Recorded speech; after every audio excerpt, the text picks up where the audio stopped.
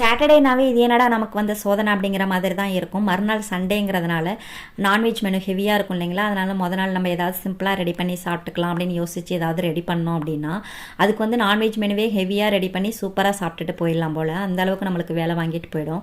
அது போல் தான் இன்றைக்கி எங்கள் வீட்டில் ரசம் ரெடி பண்ணி கீரை பொரியல் பண்ணிக்கலாம் அப்படின்னு சொல்லி ரெடி பண்ணிட்டு இருந்தேன். இது ரெண்டுத்துக்கும் காம்பினேஷன் நல்லா இருக்காது. அதுவும் இல்லாமல் சனுஷ்கா வேறு வீட்டில் இருக்கா, அவளுக்கும் ஏதாவது டிஃப்ரெண்ட்டாக ரெடி பண்ணி கொடுக்கணும் அப்படின்னு யோசிச்சுக்கிட்டே இருக்கும் போது வீட்டில் பாவக்காய் இருந்துச்சு. அதை வந்து சாப்பிட மாட்டா ரொம்ப நாளாக.